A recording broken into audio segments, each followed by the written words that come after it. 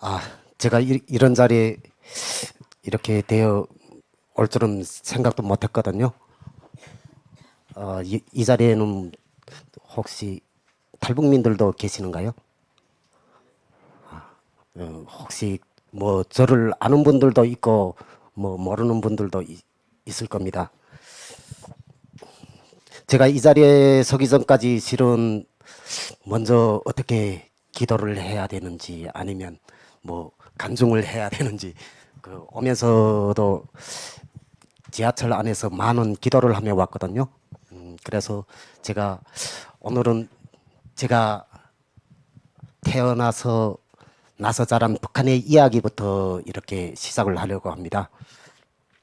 저는 청진시 포항구역에서 태어났고요. 유년 시절은 함경북도 무산군이라는 데서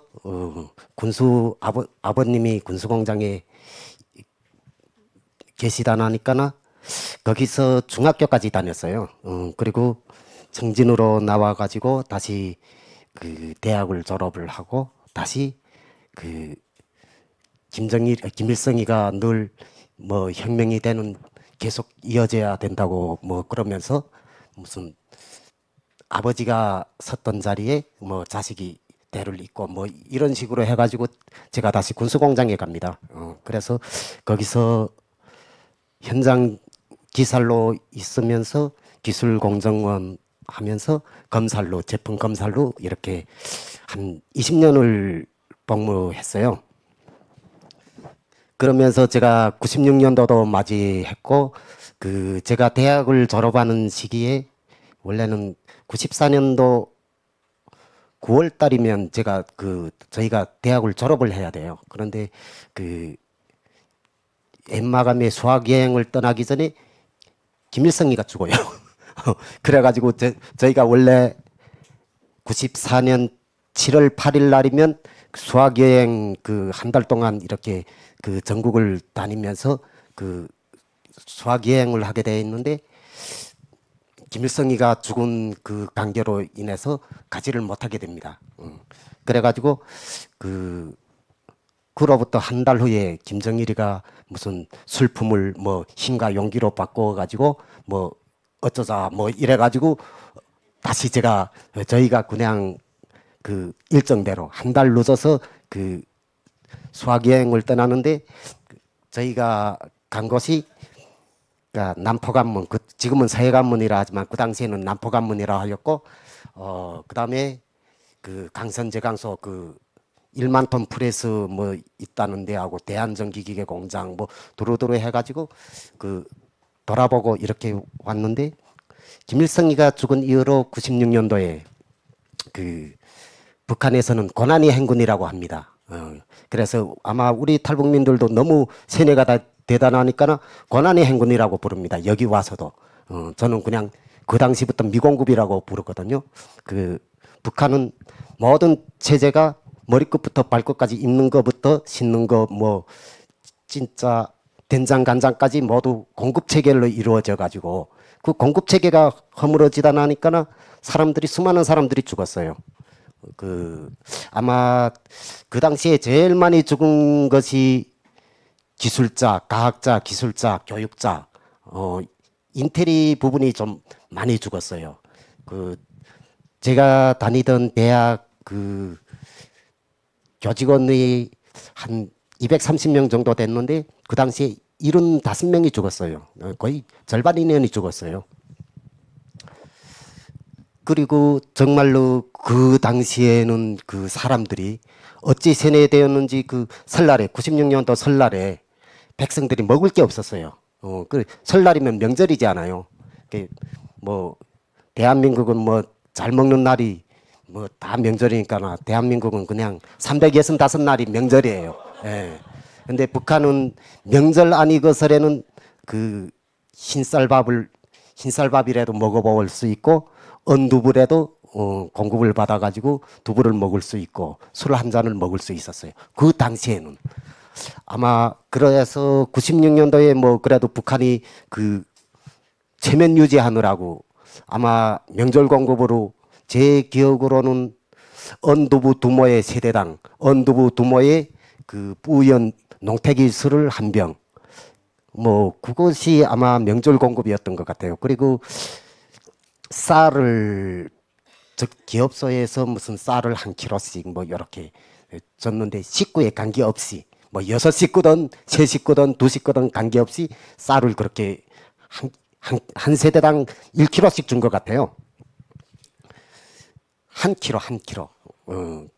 끓이는데 계속 굶었지 않아요. 그러니까 명절 날에만은 어떻든지 간에 일단은 쌀을 보니까 그대로 그저 집에 와서는 바로 가마에 들어가서 그 먹어버리는 거예요. 그러니까 정작 설날에는 먹을 게 없는 거예요.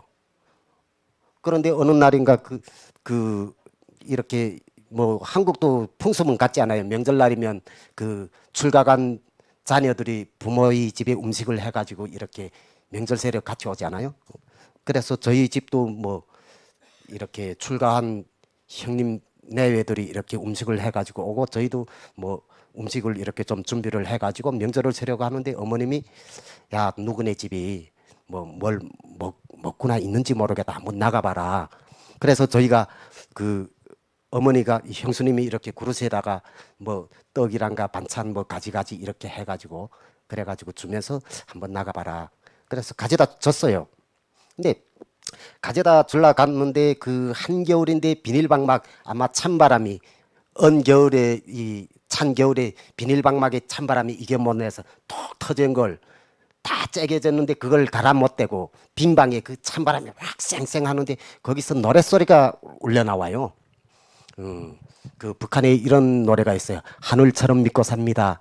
장군님을 믿고 삽니다 하는 그런 노래가 있어요. 예. 아마 탈북민 분들은 제가 이 말하는 게 무슨 소리인지 다 알 겁니다. 그래가지고 제가 들여다봤어요. 그 구멍으로. 그런데 불도 안 떼고 그다음에 그 바닥에는 이불을 펴놓고 어누이가 있었거든요.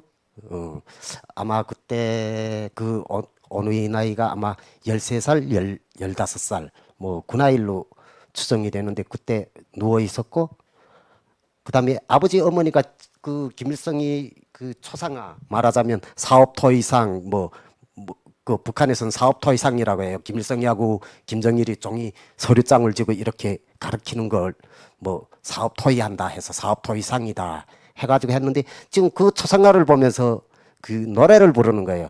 하늘처럼 믿고 삽니다. 장군님만을 믿고 삽니다.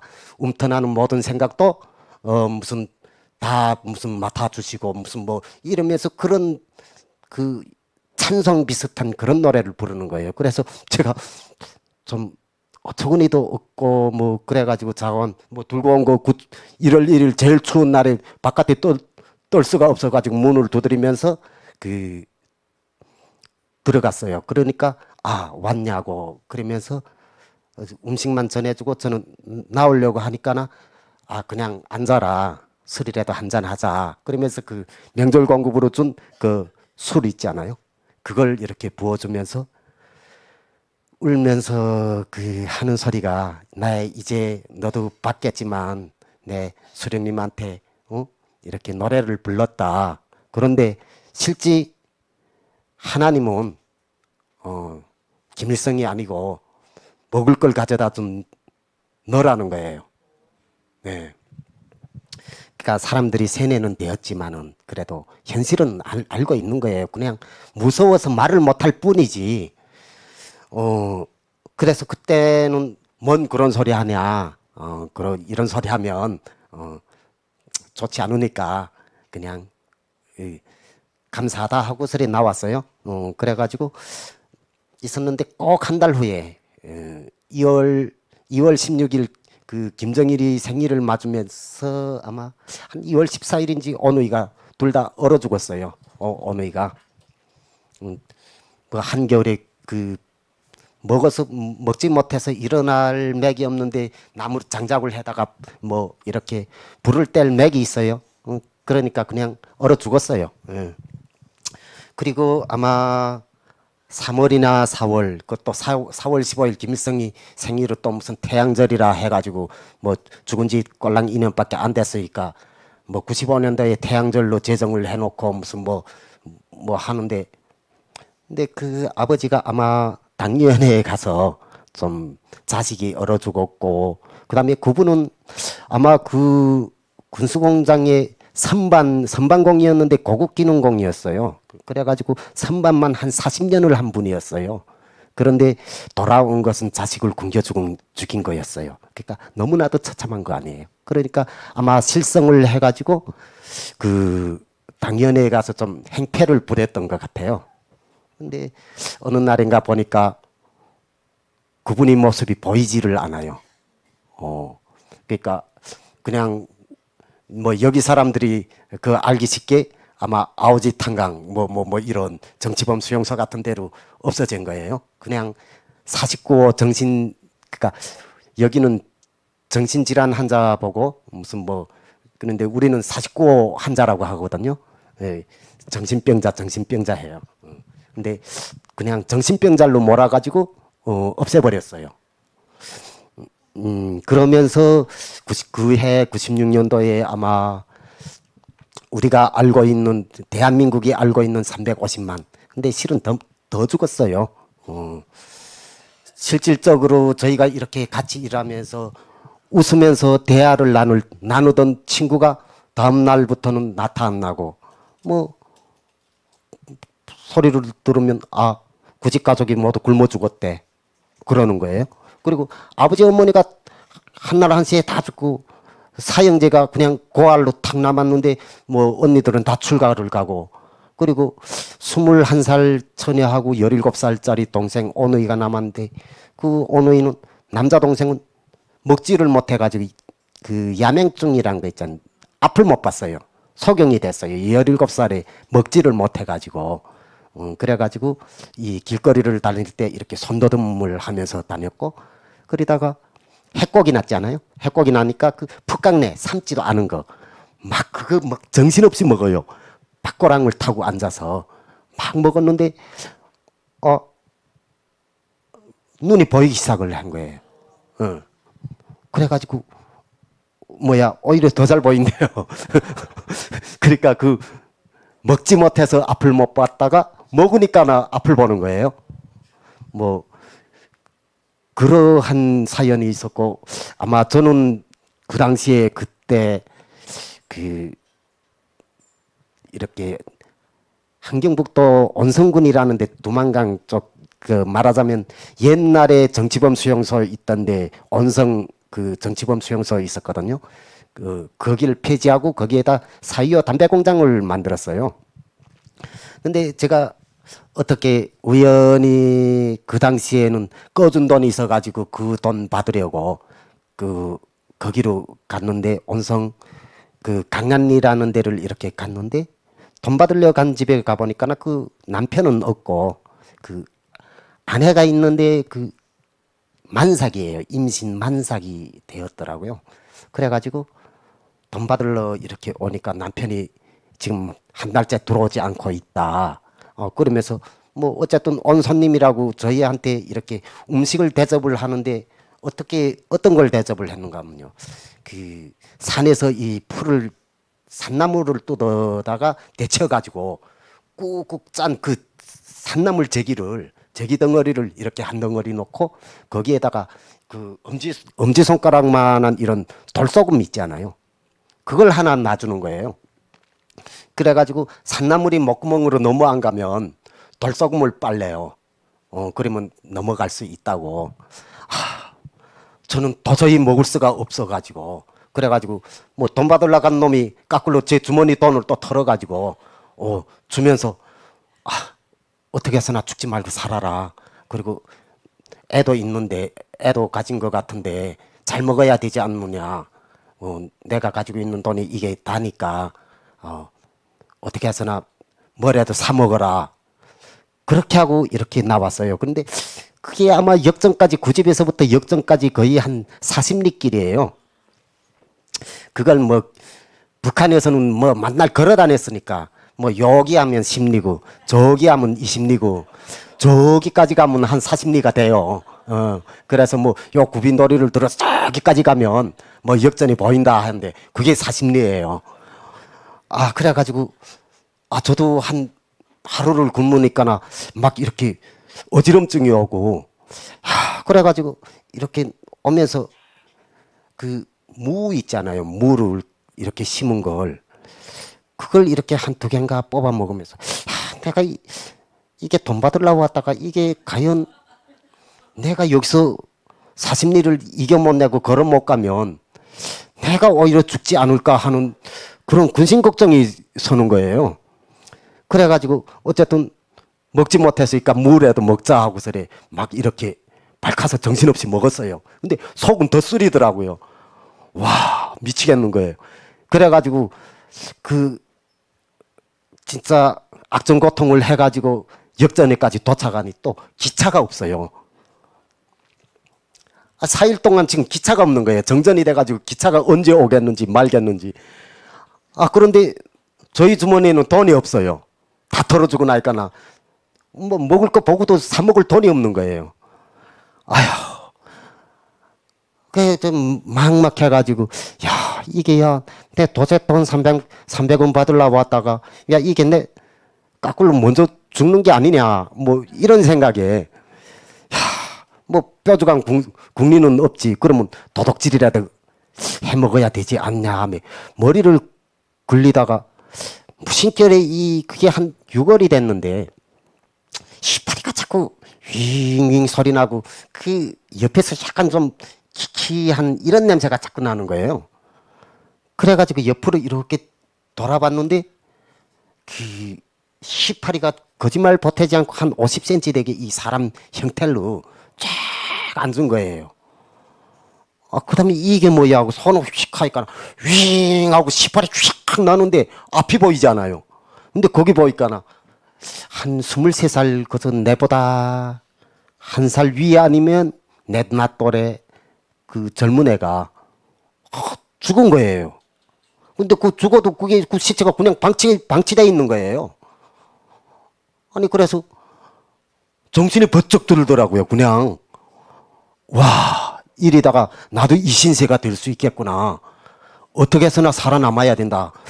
아이고 하나님 아버지 도와주세요. 저 그때 그런 거 몰라요. 뭐 여기 와서 뭐 기독교고 뭐 그런 거 알지.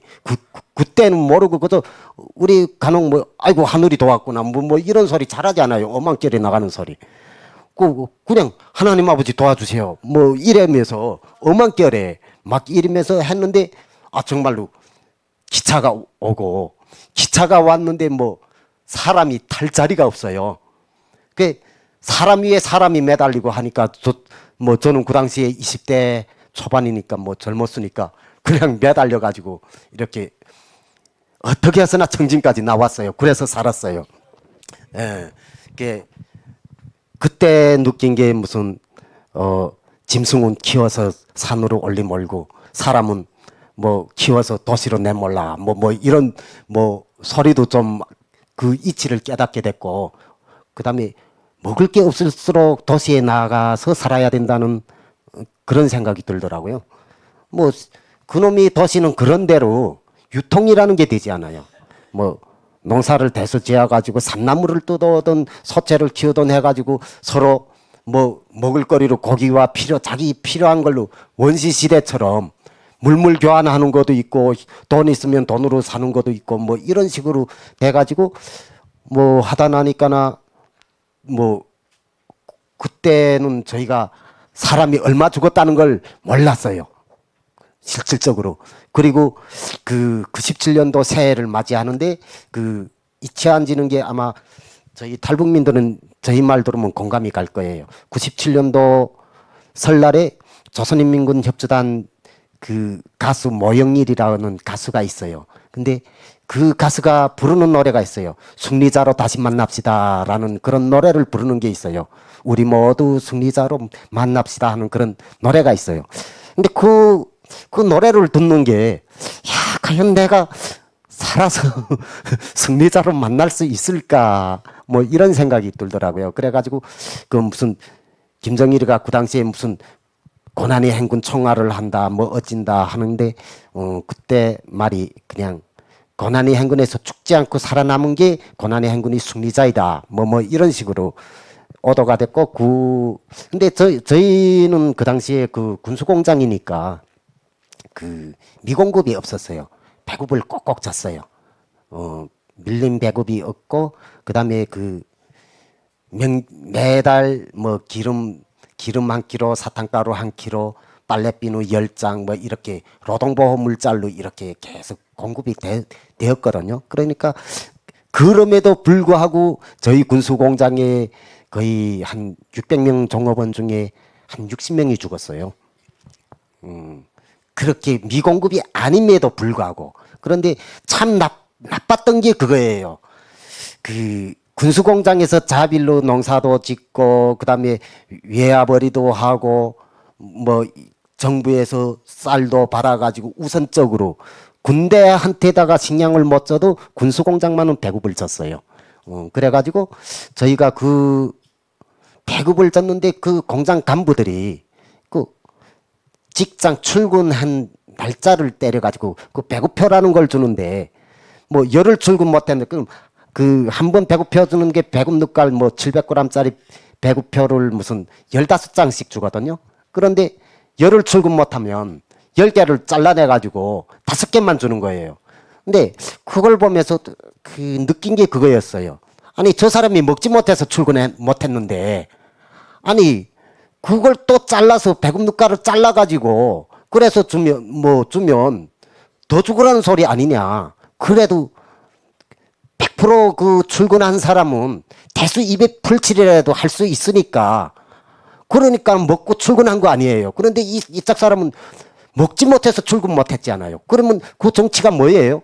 그냥 잘 사는 놈은 그냥 잘 살고 못 사는 놈은 그냥 죽어라. 뭐 그런 의미로 해석이 되더라고요. 그래가지고 약간 이런 반발심 같은 게 좀 자랐고 그러다 나니까 저는 어찌 보면 이런 고난의 행군이라는 게 그냥 쭉 연결이 됐으면 좋겠더라고요. 어찌 보면 좀 이렇게 그런 시련이 다가오니까 뭐 잘 살 수 있는 기회들이 생겼어요. 말하자면 직장에 출근은 못하더라도 장사를 했어요. 뭐 나가서 뭐 집에 미천을 긁어 모아가지고 무슨 쌀 장사를 한 사람, 무슨 공업품 장사를 해서 공업품을 팔아서 뭐 쌀을 싸가지고 뭐 계속 둘러치기를 하면 그 개인 경제가 생긴 거예요. 장마당 경제가 생긴 거예요. 그러다 나니까 확실하게 이렇게 차이가 생겼어요. 북한도 이렇게 잘 사는 사람과 못 사는 사람으로 이렇게 나뉘었어요. 그런데 저는 그 당시에 좋았어요. 그냥 어쨌든 먹고 살만했으니까. 그래서 그 내심 감정은 그냥 이놈의 사이가 그냥 좀 쭉 연결이 됐으면 좋겠다. 뭐 이런 생각을 하면서 그러면서 제가 제일 먼저 눈을 돌린 게 말하자면 그 사회주의나 자본주의나 그런 게 있잖아요. 불법을 하지 않으면 돈을 벌 수가 없어요. 뭐 한국도 마찬가지예요. 불법을 하지 않고서는 돈을 못 벌어요. 근데 북한도 마찬가지예요. 그래서 근데 북한에서의 불법은 여기에서 다 합법적인 거고 충분히 뭐 그게 어떻게 불법이 되냐고 의문을 가질 수 있는 그런 것들이었어요. 그러니까 그 CD 있지 않아요. 그 영화란가 이런 거 잡는 거 그게 참 인기가 있더라고요. 그래가지고 그 장사를 먼저 제가 손에 대기 시작을 했어요. 그래가지고 했는데 그거는 솔직히 목숨을 거는 거거든요.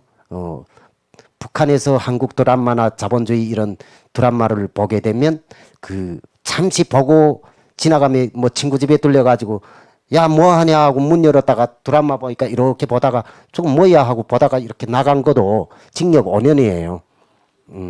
그리고 한국 드라마 유포는 총살이고 그다음에 시청 같이 하고 판매하고 하면 최소 10년이에요. 그렇게 북한은 한국 드라마를 마약보다도 더 엄중시 이렇게 했어요. 소위 김정일이가 그 항색바람, 자본주의 항색바람이 우리인데 들어와서는 안 된다. 뭐 이런 식으로 하면서 했는데 제가 출근은 안 하고 그냥 이렇게 그 83액이라는 걸 이렇게 내구설에 놀았는데 그 83액이라는 게 그 뭔가 하면은요 그 북한이 91년도 88년도 이후 그 북한이 89년도에 13차 세계 청년 학생 축전이란 걸 했어요. 그 이후부터 북한이 인민 경제가 좀 떨어졌어요. 그래가지고 90년도인지 그때는 그 상점에 흔하던 치약과 칫솔 이게 없었어요. 그래가지고 아마 우리 북한 쪽에서는 15살이면 AK 그 자동 보총 있잖아요. 세 발씩 쏴봐요. 그 세 발씩 쏘기 위한 그 훈련을 한 주일씩 군사교육을 받아요. 그래가지고 그 매일 실탄을 그 사격을 하거든요. 그런데 한기가 사격을 못하고 이렇게 빈총만 쏘는 흉내를 냈어요. 그리고 함경북도에 치약과 칫솔 세면비누가 풀렸어요. 그러니까 총 한 번을 안 쏘면 인민생활이 늘어나요. 그런데 그만큼 북한이 그 인민경제 생활보다 국방공업에다가 그 투자를 한다는 거죠. 그렇게 돼가지고 그 이후에 김일성 그 김정일이가 그 마지막 주패장이라고 하면서 라진선봉시 신의주시를 그 개혁개방을 하게 되는데 그 당시에 개혁개방을 하게 될 때 말하자면 그 북한의 항구 8개 항구 도시를 개혁개방을 한다고 했거든요. 그래가지고 뭐 함흥, 원산, 흥남, 남포, 뭐 신의주, 청진 뭐 이렇게 해가지고 한 8개 항구를 개혁개방을 하면 그 중국식 개혁개방을 한다. 뭐 이런 소문이 쫙 돌아가지고 막 들떠 있을 때 김대중 대통령님이 그 북한에 와요.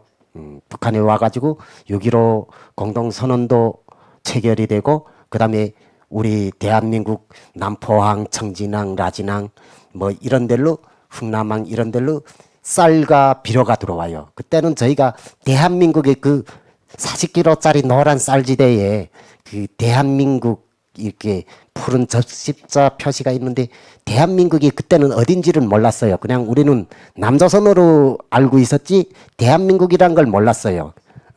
그래가지고 그 쌀을 우리는 군수공장이 제일 먼저 이렇게 받아요. 그게 군수공장이 받고 그 다음에 뭐야 중앙당 그 다음에 무슨 중앙당 당 보위부 안전부 군부대 이 식량을 풀어요. 그 우선순위가 군수공장이에요. 그래가지고 제가 그 이후에 개방이 물거품되고 라진하고 신의주만 2개 항구 도시만 개방을 했거든요.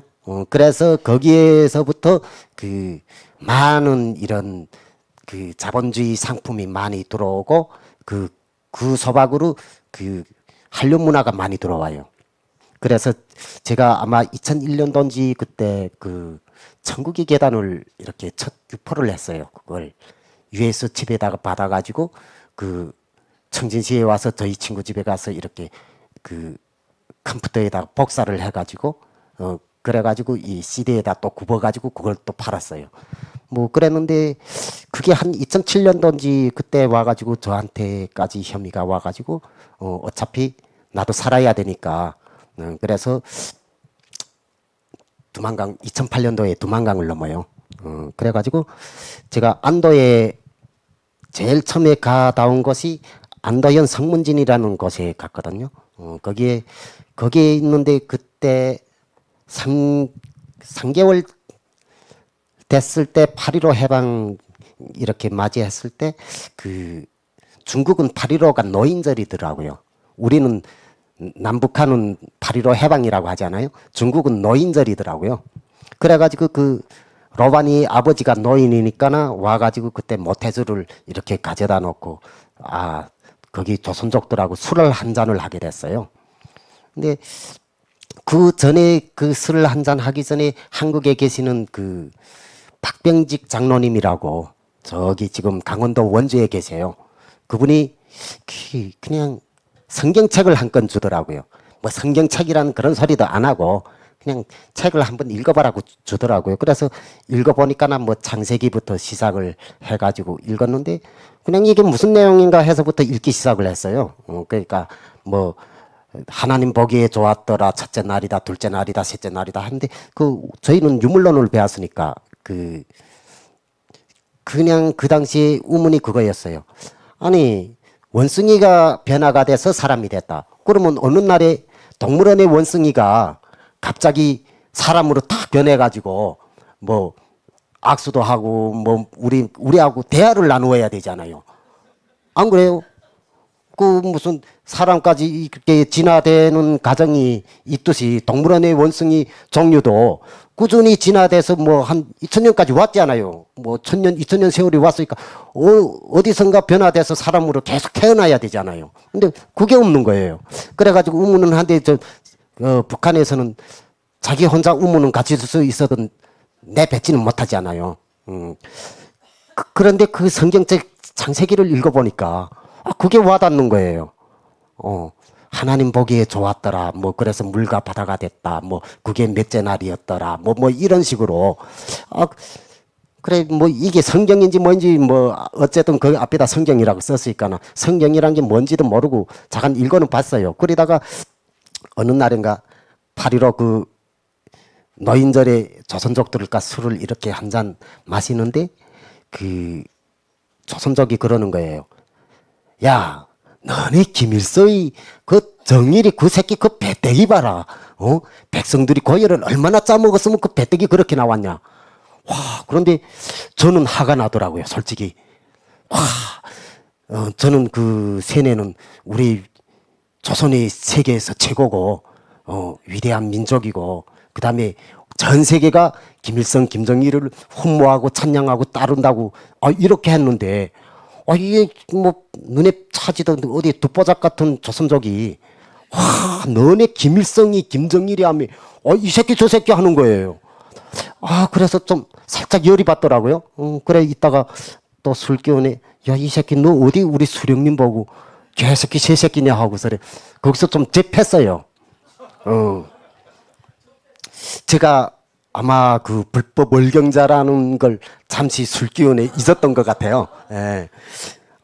그래가지고 두들겨 패놓고 배짱 좋게 탁 앉아있는데 노반이 빨리 산으로 올리뛰래요. 예? 왜 그러는가? 내가 뭐 잘못한 게 있냐? 걔네가 잘못했는데 했는데 5분도 안 돼가지고 그 경찰차가 해로 하면서 그 한 석대 넉대가 쫙 와가지고 그 집 주변을 탁 포위해가지고 그래가지고 팬티바람에 체포됐어요. 그 여름이면 그 남자들이 흔히 덥다고 옷을 다 우통을 까지 않아요.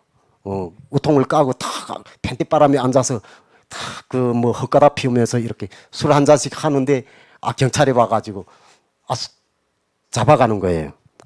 그래서 하도 술 탄력이니까 잡혀갈 땐 잡혀가더라도 옷이라도 좀 입고 가자. 그래 입어. 근데 뒤에다 수갑을 채워놓고 그 옆에 그 나한테 얻어맞았던 그 조선족들을 시켜가지고 그 바지도 입히고 위에 옷도 입히고 그러더라고요. 그러니까 그 로반이 막 너무 바쁘니까 야 어찌겠냐 하면 뭐 자기네 수중에 돈이 이것밖에 없다면서 그때 중국 돈 한 400원을 주더라고요. 그리고 제가 그 무슨 그 박병직 장로님이란가 이런 여러분들한테서 받은 돈이 또 뭐 한 600원 정도 있어가지고 한 1000원이 그때 중국 돈이 있었어요. 그래가지고 그 돈을 가지고 그 북송이 됐는데 그 경찰들이 공안이 그리더라고요. 야, 너 로반 참 사람이 좋다. 갔다가 또 오라. 이 중국은 신고만 안 당하면 잡아 안 간다 하면서 그러면서 데리고 가가지고 가기 전에 변방대에 가면 몸수색을 이렇게 다 하니까 돈을 어떻게 잘 꼼쳐라 해가지고 그래가지고 제가 그때 아마 탈북해서 뭐 한국에 온다는 건 생각도 못했고 그냥 잠시 몸을 피했다가 중국에 잠시 몸을 피했다 다시 북한으로 들어간다는 그러한 생각으로 하다 나니까 옷도 뭐 여기서 주는 옷 저기서 주는 옷 하다 나니까는 뭐 캐리어도 2개, 3개에 뭐 두루두루 해가지고 한 짐 4짝을 꿍져가지고 건너갔어요. 그래가지고 건너갔는데 그 솔직한 그 당시 심정은 야 나는 그래도 수령님을 결사옹이하면서 이렇게 왔다. 결사옹이하다가 자랑스럽게 이렇게 체포되어 간다 하고서 탁영 자랑스럽게 생각을 했거든요. 그런데 가자마자 그 두만강을 넘는데 그 세간을 이렇게 넘기는데 그 조선족 장교가 저를 좀 잘 대해줬어요. 그 제가 변방대에 한 열흘 잡혀 있었는데 제가 담배 피우고 싶다면 딸로 데려내다가 담배도 피우게 하고 뭐 이렇게 하면서 그 엄청 잘 대해줘서 그래서 그게 고맙다고 넘어설 때 눈인사를 좀 했거든요. 아 그런데 그 보이부 개호가 그 건너편에서 제가 눈인사하는 걸 지켜본 거예요. 아 넘어서자마자 야 이 개새끼야 담벼락에다가 대가를 털어박아 뭐 이러면서 구두발로 막 제 뒷머리로 막 내린 차지 잔둥을 걷어봐 차지하면서 한다는 소리가 이 새끼는 이제 조선족 장교하고 뭐 두깔 맞춤 하더라며 뭐 그러면서 걷어봐 두들겨 패는데 많이 좀 억울했죠 그 당시에는. 그래가지고 넘어가가지고 이렇게 했는데 제일 먼저 제가 아마 좀 그 신문을 많이 당하고 매를 맞은 이유가 넘어간 지 3개월밖에 안 됐는데 짐은 제일 많이 갖고 나왔어요. 캐리어 2개에다가 그 40kg짜리 이런 가방에다가 옷만 꽉 챙겨가지고 그 다음에 배낭을 메고 뭐 그래가지고 나오다 나니까는 그놈들이 하는 소리가 야 이 새끼는 꼴랑 3개월인데 무슨 걸 이렇게 많이 가져왔느냐고. 그러면 너 안기부하고 연락이 그 연결을 가졌지 하면서 두들겨 패기 시작하더라고요. 그래 저도 그 범이굴에 물려가도 정신은 똑바로 차려놨다고. 여기에서 내가 굴종하는 순간이면 정치범 수용소 간다. 이거 하나만은 깨우쳤기 때문에 그냥 죽어도 공산당이죠. 그때는 대가리 깨져도 진짜 공산당이죠. 모른다. 난 그런 게 없다. 그냥 사람들이 줘서 그도 하나하나 3개월 동안 못 하던 거다. 뭐 이러면서 하고 그다음에 이렇게 좀 그 조사를 받을 때는 그 북한도 이런 가계부를 적어요. 아버지 그러니까 할아버지 할머니 아버지 어머니 삼촌 뭐 이렇게 가계를 쭉 적고 거기에다가 무슨 현직일을 막 적고 이러잖아요. 근데 그걸 적고 하면 저희는 좀 족보가 많다나니까 뭐 한 A4 용지로 한 서너 장 써야 돼요. 그 가족 그것만. 근데 읽어보면서 나보고 이런가 이놈아 새끼 가족을 망치자고 접어들었구나 하면서 올 수도 딱 시키고 다음 날에 그냥 안전부로 넘겨서 뭐 직결소에 가서 직결소에 갔는데 18 그 천지는 또 제 땅이잖아요.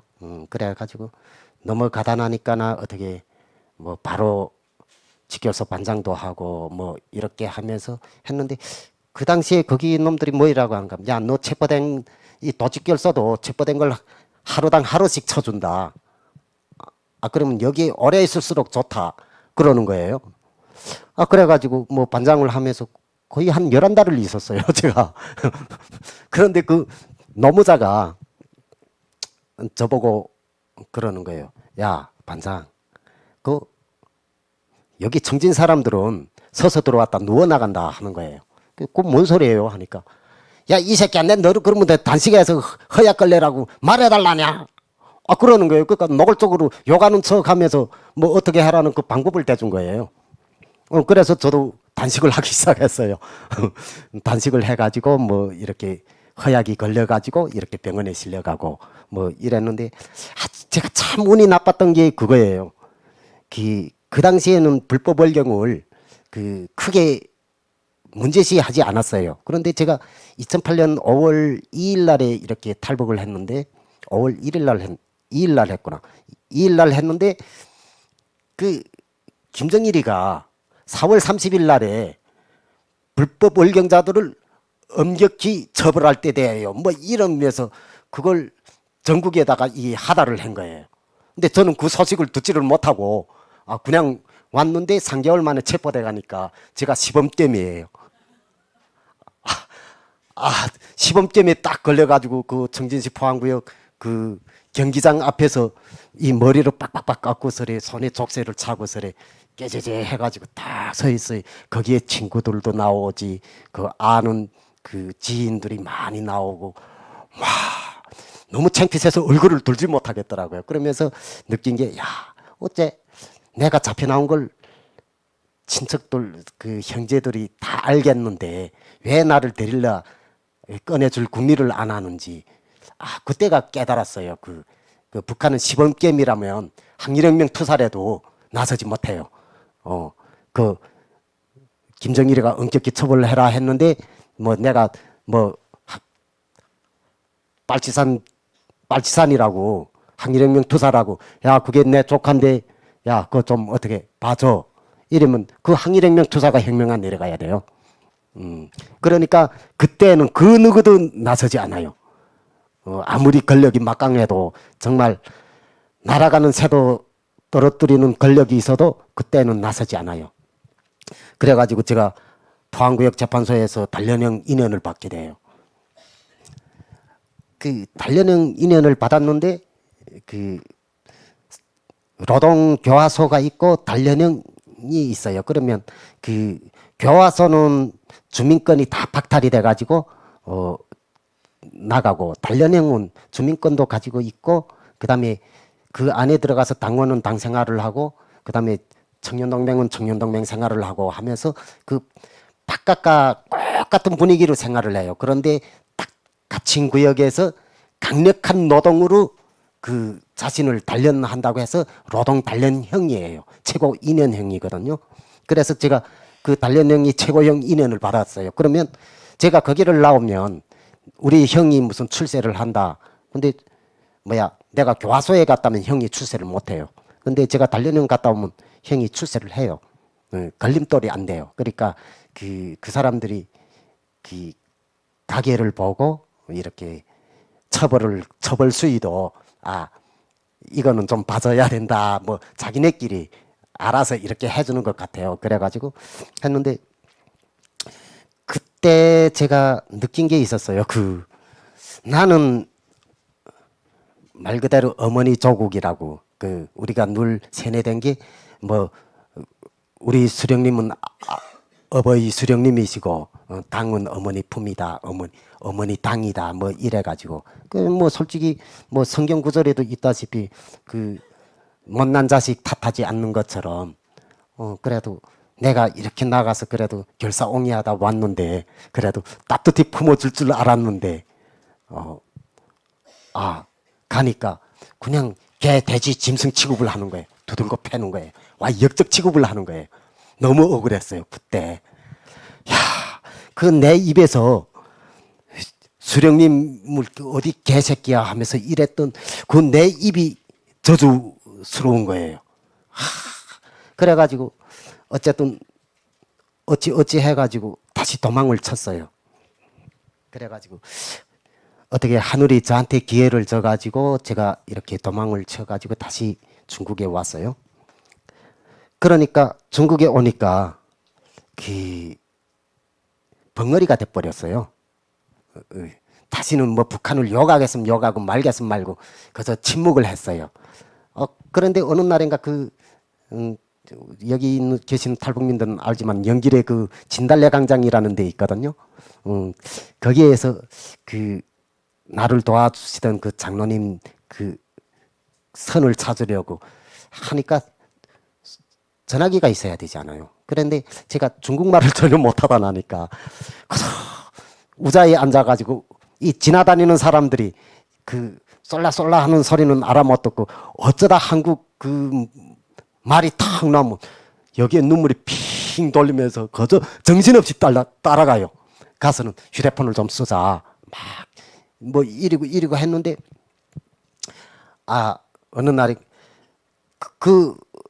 어찌 무슨 뭐 개똥도 약에 쓰자면 뭐 정작 수사하면 없다고. 그 조선족이 그 조선 그 말을 한마디를 얻어듣자니까 그렇게 힘이 든 거예요. 그게 하루 지나고 이틀 지나고 하다 3일째 되는 날에 거기에 멍청해 이렇게 앉아 있는데 하나님이 어떻고 무슨 게 어떻고 하면 세 여인이 이렇게 오는 거예요. 그러다가 저한테 와가지고 아저씨가 좀 심판해달라. 나는 하나님이 뭐 어떻고 이랬는데 누구의 말이 맞는지 아저씨가 좀 심판해달라고. 그러면 나한테 와 한 거예요. 그런데 갑작스레 제가 할 말이 없는 거예요. 뭐 제가 성경을 알기는 뭐 하나도 모르는데 이 민충이 같은 놈한테다가 물어보니까 제가 뭐이라고 해야 되겠어요. 근데 또 거기다 대고 또 뭐이라고 했는가 하면요. 저는 하나님에 대해서 모르고 만약 경우 정작에 하늘에 하나님이 있다면 내 마음속에 하나님은 우리 수령님이라고 또 그랬거든요.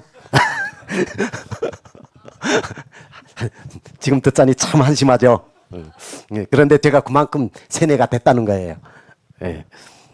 그래가지고 그분들이 갑자기 북한에서 왔는가? 그러면 식당에 데리고 가서 음식을 대접을 하고 막 이러면서 그러면서 그 제 애로 사항을 다 들어줬어요. 전화 연결도 해주고 뭐 이렇게 하고 했는데 그리고 그 저희 손에다가 돈도 좀 지어주고 뭐 그랬어요. 그런데 제가 감옥을 같이 나오다 나니까 그 음식을 제바로 먹을 수가 없었어요. 그래가지고 어느 날인가 이렇게 건설 현장에 갔는데 그 같이 일하는 건설 노동자가 이만한 이 쟁개비에다가 밥을 이만큼 흰쌀밥을 이만한 거 이렇게 떠가지고 한 2숟가락인가 먹다가 아씨 맛이 없다 하면서 확 던지는 거예요. 그런데 순간 이 눈앞이 있잖아요. 휙 잡아 돌리면서 손이 저도 모르게 빨간 벽돌장으로 탁 잡아지는 거예요. 그래서 그 밥을 버린 놈은 이렇게 하다가 정신이 탁 돌아오는 거예요. 그러니까 제가 그 11개월 직결소에 있으면서 시체를 자그마치 8군지 묻었어요.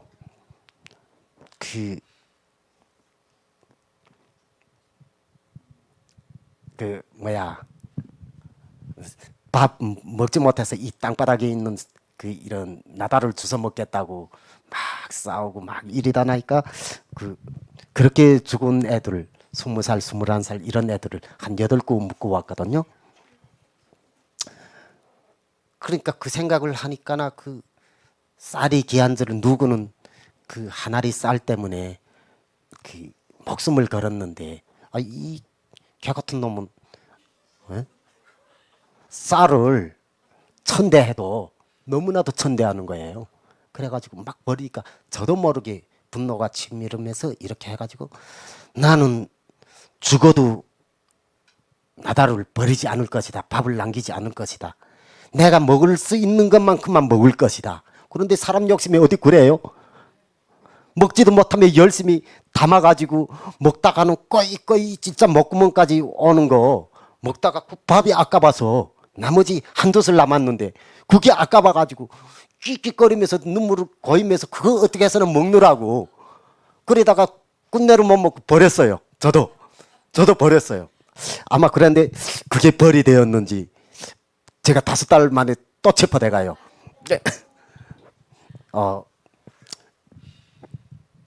그때 그 중국에서 일한 돈을 받지를 못해가지고 말할 줄을 몰라가지고요. 내 일한 돈을 달라는 그 중국말을 할 줄 몰라가지고 그 받을 수 있는 돈도 못 받고 막 이러다가 그 조선족 형님도 아마 그 돈을 못 받았어요. 그래가지고 그 형님이 갑작스레 그 기중기 꼭대기에 올라가서 위통을 탁 까면서 너 돈 안 주면 여기서 죽겠다는 거예요. 미쳤지 않은가 하고 그 사람 돈 못 받으면 못 받았지. 그 사람 돈 몇 푼이라고 목숨을 저렇게 거냐. 뭐 저희는 한일 뭐 공짜 일을 했으니까 뭐 그 돈에 대해 신경도 없고. 그런데 문제는 뭐 그 사람이 죽는 건 별 문제예요. 공안이 오지 않아요. 공안이 오면 내가 또 쫓겨다녀야 되잖아요. 나도 잡힐 수 있잖아요. 그래가지고 그 도망쳐 다니고 뭐 이러다가 야 나는 북한에서도 도망쳐 왔지 이제는 다시는 들어갈 수 없는 몸이 돼버렸어요. 징역 도중에 도망을 쳤기 때문에 그래가지고 야, 이럴 바치고는 그냥 한국 간다. 한국 가겠다. 그래가지고 그 한국 가는 브로커를 찾아서 무슨 좀 조선말을 하고 그 한국 사람들을 만나고 막 이리 뭐 한국 보내달라 뭐 어째달라 막 이러니까 어느 날인가 야, 그 이런 선이 있다. 위조 여권을 만들어 가지고 뭐야 비행기 타고 이렇게 갈 수 있다. 그래서 사진사 오니까 사진을 찍고 그 여권 사진을 찍어야 된다. 그래가지고 사진을 찍었어요. 찍었는데 그 사진사가 중국 공안이에요. 지금 중국 공안한테다가 날 잡아가서 하고서 지금 그 여권 사진을 찍었어요. 여권 사진을 찍었는데 아, 한 주일이 지나서 준비를 해가지고 나오라. 그래 짐을 챙겨가지고 딱 뭐 우기양양해가지고 형님의 잘 있어 내 한국 가면 다시 만나게요 뭐딱 이러면서 시도거리면서 딱 나왔는데 그 한번 잡혀간 그 경험이 있으니까 느낌이라는 게 있잖아요. 그 앞에 차량을 딱 보니까 중국 안전국 차량이에요. 아 이게 뭐야. 그다음에 들고 뗐는데 그 골목마다 사람을 다 배치해 놔가지고 그래가지고 깜짝 못했는데 그때는 뭐 또 대수 뭐 또 요 중국말 두께말 조금 배웠다고 뭐 또 중국말로 쏠라 하면서 뭐 대꾸질하다가 그들이 자꾸 한정말로 물어보니까 대충 짧은 대화는 이어가면서 대답을 했는데 엠마가면 말이 안 되니까 아이씨 내 뭐 잘못했게 이제 당신 내 잘못했냐 날 잡으려 왔냐 내가 여기 와서 뭐 살인을 했냐 도둑질을 했냐 나는 깨끗하게 살았는데 너네 왜 뭐 나쁜 짓만 안 하면 잡아 안 간다며 왜 나를 잡아가냐 그러니까 자간 그래가지고 이렇게 해서 또 북송이 됐어요. 그래서 한국 여권 뗀 단계에 북한 여권을 떼가지고 다시 그 북송돼가지고 가가지고 또 징역 그 어디 단련형 인연을 받았어요. 제가 그때 그 기억이 그 좀 아련하거든요. 그 21살짜리 여자가 임산부가 들어왔어요. 21살이. 근데 중국에서 한 7년을 살았어요. 그 여자가. 그 15살인지 16살인지 그때 넘어갔다가 그 팔려가지고 이렇게 저기 안쪽에 들어갔다가 거기서 21살, 22살 때 임신을 하니까 고향 생각에 부모님 생각이 너무 나가지고 그래가지고 그 중국 안쪽은 또 더운 지방이에요. 그러니까 1월 달에 잡혀 나왔는데 여름 옷차림에 잡혀 나왔어요. 이렇게 연길에 나와서 뭐 자기로 고향으로 보내달라고 공안에 와서 자수를 해가지고 뭐 그래가지고 이렇게 왔는데 그 여자가 그 북한에 이렇게 가면 신검이란 걸 해요. 중국 돈이 나오는가 해가지고 그래가지고 뭐 남자고 여자고 관계없어요. 그냥 홀라당 뺏겨가지고 학문 검사 그 검사를 다 해요. 막 그리고 안 나오면 강제 이 기합도 주고 뭐 앉았다 일어났다 이렇게 하는 거 보고 펌프기합이라고 하는데 그런 것도 막 주고 막 그래가지고 그 수모를 다 겪고 여자가 나오는데 저희는 그때 여기 와서 성희롱이라는 걸 알고 성추행을 알고 무슨 그런 걸 알지 그 당시에는 그런 걸 몰랐어요 거기에서. 근데 그 여자 보고 김철웅이라는 그 개호가 너무 잔데 초기 복무인데 그놈아가 그날은 직일이 돼가지고 이렇게 하는데 그 여자 보고 야 이거 나야야 빨리 오라 뛰라 한데 만삭인 임산부가 뛰면 얼마나 잘 뛰겠어요. 안기작 이렇게 걸어왔어요. 그러니까 이가 나 뛰라는데 어째 내 말 같지 않나 하고 빨리 오라고 막 이러더만이 탁 앉아서 서서 보니까 자기 보기에도 그 여자가 예쁜 거예요. 그러니까 야 그 배 안에 거는 조선족이야 똥떼놈아족이야 똥떼놈이야 뭐 그러니까 여자가 한족입니다. 그러니까 이 개가 나는 그냥 가서 무슨 걸 팔아가지고 그저 똥떼놈아 종자만 받아온다 막 이러면서 그 희롱을 하는 게 야 어떠냐 똥떼놈아는 저녁에 할 때 어떻게 하냐 뭐 이런 식으로 막 모멸감을 주니까 아무리 죄인이라고 해도 감정이 있어요. 그러니까 이 여자가 눈을 흘겨서 눈을 탁 흘겼는데 그 개호하고 눈이 마주친 거예요. 그러니까 야, 이놈이 같나 새끼 어디다가 눕가를 하면서 그 군합발로 임산부 배를 사정없이 걷어봐 차는 거예요. 그러니까 그 여자가 확 소리를 내면서 그 자리에 주저앉았는데 일어나라고 배를 걷어차고 그래서 잔등을 군합발로 딛고 막 하는데 이 여자가 일어나요 일어나겠다고 몸부림치며 그 개호 손을 잡고 입을 악물고 파라라 떠는데 숨도 못 쉬고 얼굴은 백지장이 돼가지고 막 이러는데 무조건 일어나라는 거예요. 그러니까 일어나니까 그 다음에 우리 죄인들을 같이 달구는 거예요. 야, 이간나 일어날 때까지 너네 뛰라. 운동장을 뛰라. 그러면 처음에는 우리도 같은 처지였으니까 그런 걸 다 겪었지 않아요. 그러니까 인내를 하고 뛰어요. 운동장 한 두 바퀴 세 바퀴 돌면 그 다음에 그 먹지 못해서 이 다리맥이 다 풀린 놈들부터 이 아우성이 나오거든요. 야, 이간나 빨리 일어나라. 이간나 빨리 일어나라. 너 때문에 우리 더 뛰지 못하겠다 하며 막 하는데 여자는 그 한 180명이 되는 자기 하나 때문에 180명이 그런 걸 받는다고 몸부림을 치면서 일어나려고 하는데 그날에 눈이 왔어요. 거기에 양수하고 그 하혈을 하기 시작을 해가지고 피자박이 됐어요. 그게 막 이렇게. 그런데 여자는 그 소박에서 일어나겠다고 몸부림을 치고 그 다음에 이 도적놈 무리는 운동장을 뛰며 자기가 힘들다고 개간나 새간나 빨리 일어나라 일어나라 하고 그래서 그 여자가 한 주일 후에 저희 잔둥에서 죽었어요.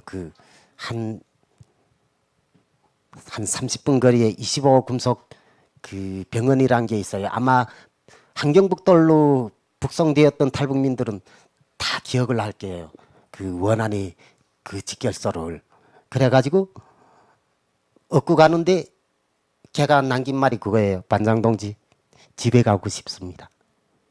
어머님 보고 싶습니다 하면서 그래가지고 제가 힘을 내라 죽지 말라 막 이러며 가는데 이렇게 죽은 사람을 한참 얻고 가다가 톡 올리치면 이쪽으로 가고 또 힘들어서 톡 옮기면 이쪽으로 가고 해서 선생님 얘 죽은 것 같습니다 하니까 이 개새끼 무슨 재수없게 하면서 그냥 걸어 해가지고 그래가지고 죽은 시체를 얻고 한 20분 동안 걸어서 그래가지고 병원에 가서 보니까 이미 죽은 상태고 그래가지고 그 병원 단가에다가 실어가지고 오는데 넣는 걸 문짝이 다 깨진 문짝에다가 그 시신을 그냥 놔요. 2월 달인데 잘 추울 때 아니에요. 근데 거기에다 놓고 선생님 야를 담요라도 좀 이렇게 덮어줍시다. 그래가지고 담요를 이렇게 덮어주고 그 다음에 땅에 묻는데 도적놈들이 그 한겨울에 언 땅을 어떻게 까요? 그러니까 멸례란 거 아시죠? 땅에 묻은 걸 이렇게 오래된 묘를 파가지고 새로운 묘로 이렇게 옮기잖아요. 그러면 북한에서 멸례라고 하거든요. 그 자리를 대수 어부적 해가지고 거기에다 놓고 동분만들 흙이 없어가지고 저희는 개호들이 1인 감시에 따라서 이 햇볕에 언 땅이 녹아서 흙을 있잖아요. 손으로 이렇게 쓸어 모아가지고 옷 앞섭에다 이렇게 해서 하나하나 묻었는데 그거 묻으면 어떻게 제 발을 묻겠어요. 그냥 시신이 안 보일 싸마하게 그래서 눈감 막 섞어서 이렇게 묻어요. 그러면 봄에 가면 그 시신을 개들이 물고 다녀요. 아마 라남 봉화산이라고 거기 다 아실 겁니다. 아마 이런 이야기를 하자면 끝도 없어요. 그래가지고 제가 이렇게 탈북을 해가지고 다시 이렇게 탈북을 해가지고 어떻게 운이 좋다니까. 근데 그 기회가 어찌 보면 제가 하나님이 음성을 들은 날이에요. 제가 서남시 안전부 여기에 보수 작업을 이렇게 인연을 데리고 나갔거든요. 그런데 그날에 어떻게 우리를 늘상 데리고 다니는 단련대 지도원이 할머니가 사망을 해가지고 자리를 떴어요. 그다음에 그 우리를 늘상 대례를 인도하는 그 꽃바꾸 대장이 또 꽃바꾸 반장이 또 그날이 놀가지 났어요. 도망을 쳤어요. 뭐 그러다 나니까 그 감시하는 내가 그날에 총책임을 진 거예요. 그러니까 그냥 부뚜막 고양이한테 생선 맡긴 격이죠. 그래가지고 제가 이렇게 엠마감에 밥을 먹고 다시 단련대로 들어가려고 하는데 그 담당 보안원이 뭐 누구도 인솔을 할 사람이 없으니까 그러니까 그 담당 보안원이 자기가 이렇게 데려다 주려고 나섰는데 정치부장이 불른 거예요. 그 정치부장은 대자고 그다음에 여기로 말하면 대령 두 줄에 별 4개. 그다음에 그 담당 보안원은 상위예요. 한 줄에 세 알. 여기로 말하면 중위예요. 대자가 부르는데 제 탓이 안 갈 이유가 없어요. 그러니까 나보고 야 동현아 너 도망 안 치겠지? 믿지를 못하는 거예요. 그러면 야 그러면서 대자는 부르지 가야지. 그 날은 어두워오는데 빨리 데리는 가야지. 그러니까 야 동현아 니 도망 안 치지? 야 너까지 9명이다. 이년은 꼭 들어가자마자 자기한테다 전화해래요. 예 알겠습니다. 그리고 착 가는데 시장 옆을 지나가는데 뭐 먹을 게 풍요롭지 않아요. 우리는 굶었지 않아요. 그래가지고 가는데 그 같이 간 일행들이 반장동지 저 펑펑이 떡 좀 이겨 먹고 갑시다. 돈 있냐 하니까 있대요. 그래 그럼 먹고 들어가자. 그다음에 앉아서 또 떡을 이기는데 지금 앉아서 군침이 꿀꺽꿀꺽 넘기면서 언제 되느냐 그것만 보는데 반장동지 술도 한잔 하면 안 되고 돈 있냐? 돈 있냐 하니까 있습니다. 거기는 면회를 자주 오다니 이렇게 가족이 돈이란가 이렇게 들여보내줘요. 그래가지고 야 그럼 먹자 하고서 탁 앉았는데 떡이 거의 될 임박에 어째 그 소변이 그렇게 나려본 거예요. 그래가지고 야 이 새끼들아 너네 내 오기 전에 먼저 먹지 말라 이 새끼야. 먹은 새끼는 죽는다 하고서 그리고 그 어두컴컴한 데 가서 소변을 탁 보는데 누가 나보고 야 동현아 기에다 빨리 떼라 하는 거예요. 그래 이게 무슨 소린가 봤는데 그냥 이 장사 보따리를 메고서 지나다니는 사람밖에 없어요. 누구도 뭐 서서 나한테다 말하는 사람이 없어요. 헛거들었나? 그리고서 다시 소변을 다 봤는데 뭘 주저하냐? 빨리 가라. 기회는 다시 안 온다. 빨리 가라는 거예요. 또 주변을 봐도 그냥 시꺼먼데 그저 지나다니는 사람밖에 없고 그래 뭐 그냥 헛개를 들었냐? 뭐 이러다가 가만 이거 뭐 옛날부터 뭐 도둑질하고도 오줌 싸고 저리 도망치면 잡히지 않는다는데 이거 내 안 잡힐 수도 있겠다 하는 생각 내 오줌 쌌잖아요. 그러니까 이거 내가 이 방토로 제대로 했구나 하고 그래. 그러다가 그런데 그 책임감이라는 게 있잖아요. 사람이 담당 보안원이 나한테다가 인연을 8명 맡겼는데 지금 그놈들은 내가 오기를 기다려서 먼 데서 반장동지 빨리 오십시오 하는 소리가 들리는 거예요. 나를 찾는 소리가. 그래야 자기네도 떡을 먹고 술 한 잔 마시니까 그 나를 부르는 소리가 나는 거예요. 그래가지고 이게 뭐야 하고 소리 이런 말하는데 뭘 주저하냐 하는 거. 그래 딱 보니까 또 거기서 1m도 안 돼서 제가 옛날에 CD를 복사해가지고 이렇게 팔던 그 집이 있는 거예요. 그래서 그 집에 가서 밥을 먹고 차비돈을 좀 받아가지고 그래가지고 걸어서 한 4일 5일 이렇게 걸어서 다시 도망강 넘었거든요. 이게 제가 이제 시간이 지나치지 않았는가? 연간하면 마무리를 할게요. 그래가지고 제가 다시 넘었다가 그 중국에 가니까나 이 한국에 먼저 와 있는 그 사람이 자기 가족을 좀 데려다 달래요.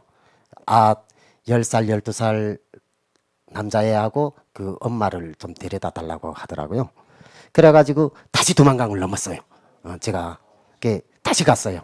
가서 그 집에 가가지고 데리고 출발을 했어요. 근데 그때 12월 28일인데 12월이면 그 아침 7시 반까지 어둡지 않아요. 근데 이제 저희가 사람들이 눈에 안 띄울 때 출발을 해야 되니까 한 6시 반 이때 출발을 하면 자기가 흔들흔들 걸어도 두만강까지 가는 거는 낮 12시면 도착을 하게 되거든요. 그러면 대낮에 넘을 수가 없어요. 나는 혼자 넘을 수 있어요. 근데 아이가 있잖아요. 그러니까 4명을 데리고 낮에 넘을 자신이 없은 거예요. 그래가지고 걸어가면서 속으로 하나님 아버지 도와주세요. 어떻게 하겠습니까? 이 4명을 책임졌습니다. 어떻게 하겠습니까? 그때는 기도란 거 할 줄도 몰랐어요. 이 기도 방법도 다시 북한으로 들어가기 전에 제7일 안식일 교회 선교사 여기에 와보니 뭐 이단이고 뭐이고 하더라고요. 근데 안식일 교회 선교사가 맨날 저녁이면 찬양을 부르게 하고 하는데 나는 그 학교 때 김일성 장군이 노래도 못 불러서 벌써도 놈인데 찬양을 불러라니까 그게 죽기보다 더 싫고 거기다가 뭐 기회도 안 들어오는 그 기도를 자꾸 하지. 그러니까 앉아서 계속 졸다가 나 또 못하겠다 하니까 그럼 여기서 나가래요. 그래 나가겠다 하고서 나갔어요. 또 나가서 연결해 가서 그 나를 도와주던 분한테 가니까 야 그래도 거기만한 안식처 없다 하면서 다시 돈을 주면서 다시 들어가래요. 그래서 울며 겨자 먹기로 들어가서 아이고 제 잘못했습니다 하고서 내 이제 그러면 기도하겠습니다 하고서 그래가지고 그건 부를 줄도 모르는 노래로 열심히 중얼중얼 하면서 따라 부르다가 그러다가 그런 의뢰를 받아가지고 다시 들어왔거든요. 그래서 새까만 6시 그때 탁 떠나는데 그 집 아버지가 문 밖에서 배웅을 하는데 우리가 보이지 않을 때까지 이렇게 서서 바라봐요. 이제 떠나면 다시 못 보지 않아요. 그러니까 그 딸 손주들이 이렇게 떠나는 모습을 먼 데서도 눈물을 이렇게 훔치는 그 모습이 지금도 기억에 생생해요. 그래가지고 이렇게 쭉 가면서 속으로는 하나님 아버지 이거 12시에 가면 그 다음에 우리는 날이 어두워지기 때까지 뭐 하겠습니까? 아휴 이거 어떻게 했으면 좋겠습니까? 이름에 가다 나니까 제가 길을 헷갈렸어요. 이렇게 가야 될 걸 이렇게 가버렸어요. 그러다 나니까 계속 산을 빙글빙글 돌았어요. 하루 종일 걸었어요.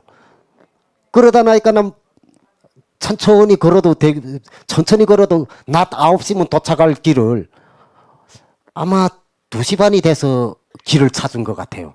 그래가지고 왔는데 한 3시 되니까 내가 가야 할 그곳에 국경경비대 중대부가 있었어요.